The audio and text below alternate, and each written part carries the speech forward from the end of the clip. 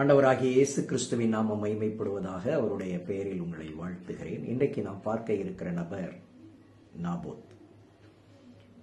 இந்த Naboth Ahab அரசரின் காலத்தில் வாழ்ந்தவர். ஆகாப் அரசரின் காலத்தில் கர்த்தருக்காக வாழ்ந்த வெகு சிலரில் இவரும் ஒருவர். 1 ராஜாக்கள் 21:14 யேசபேலின் தந்திரத்தினால் இவர் கல்லெறிந்து கொல்லப்பட்டார் என நாம் படிக்கிறோம். இதை படிக்கும்போது அவர் மட்டும் கொல்லப்பட்டார் என நமக்கு தோன்றுகிறது.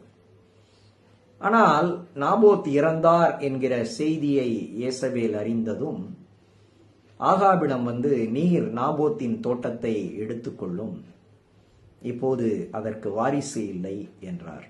அப்படியானால் நாபோத்தின் இணையர் மனைவி என்ன ஆனார்? அவருக்கு பிள்ளைகள் இருந்ததா? அவர் திருமணமானவரா இல்லையா என்கிற பல கேள்விகள் எழுகிறது.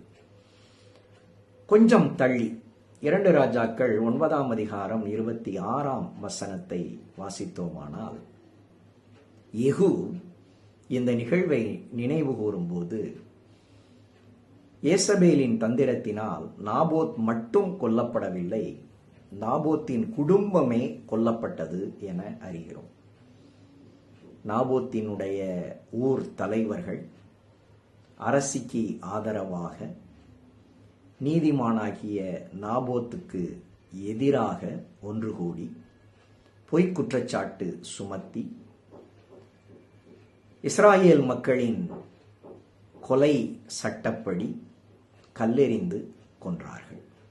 நாபோத் நீதிமான், இது என் மூதாதையர்களினுடைய நிலம், இதை நான் விற்கக்கூடாது என்பது கர்த்தர் எனக்கு கொடுத்த கட்டளை, இது கர்த்தர் எனக்கு தந்த சுதந்திரம், நான் இதை தரமாட்டேன் என மறுத்தார்.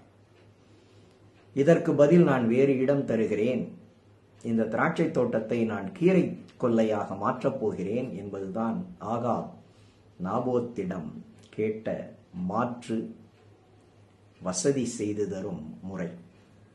ஆனால் அதற்கு நாபோத் உடன்படவில்லை. கர்த்தரின் கட்டளையை காக்க நின்ற நாபோத் குடும்பத்தோடு கொலை செய்யப்பட்டார் என்பது நமக்கு மிக வருத்தத்தை தருகிறது. ஆண்டவருடைய கட்டளையை காத்தவரை ஆண்டவர் காக்க வேண்டும் அல்லவா? நம்முடைய கேள்வி இன்றைக்கு இதுதான். ஆனால் ஆண்டவர் சிலரை காத்திருக்கிறார், சிலரை காக்காமல் விட்டிருக்கிறார். அப்போஸ்தலர் 12 துவக்கத்தில் இயேசு கிறிஸ்துவின் சீடராயிருந்த யாக்கோபு கொலை செய்யப்பட்டார். யாக்கோபை கொன்ற மகிழ்ச்சியில் பேதுருவை கொலை செய்வதற்காக ஏரோது சிறையில் அடைத்த போது பேதுரு காப்பாற்றப்பட்டார். பேதுருவை காப்பாற்றின கர்த்தர் யாக்கோபை காப்பாற்றி இருக்கலாமே என்கிற ஒரு கேள்வி நமக்கு வரும். அப்படித்தான் நாபோத்தையும் ஆண்டவர் காப்பாற்றி இருக்கலாமே, அவருடைய குடும்பத்தையாவது காப்பாற்றி இருக்கலாமே என்கிற கேள்வி நமக்கு வருகிறது.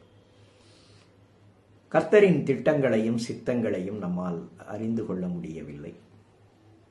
நீதிமான் இந்த உலகத்தின் துன்பங்களை அனுபவிக்க கூடாது என்பதற்காகவோ, இந்த உலகத்தில் அதிக நாட்கள் வருந்தி வாழ வேண்டாம் என்பதற்காகவோ எடுத்துக்கொள்ளப்படலாம். நீதிமானுக்கு ஒரு நல்ல மரணத்தையாவது கர்த்தர் கொடுக்கலாமே என நாம் நினைக்கலாம். ஆனால் ஆண்டவர் இங்கே ஒரு பரிதாபமான மரணத்தை தான் நாபோத்தின் குடும்பத்திற்கும் அனுமதித்தார். மரணம் எப்படி இருக்கிறது என்பது பிரச்சனை அல்ல, மரிக்கும்போது நாம் எப்படி இருக்கிறோம் என்பதே கேள்வி. கர்த்தருடையவர்களாக, கர்த்தரின் பிள்ளைகளாக, கர்த்தரையே விசுவாசிக்கிறவர்களாக, என்ன நெருக்கடி வந்தாலும் கர்த்தரை பற்றி கொண்டிருக்கிறவர்களாக வாழ உறுதி கொள்வோம். கர்த்தர் நமக்கு உதவி செய்யட்டும். ஆமென்.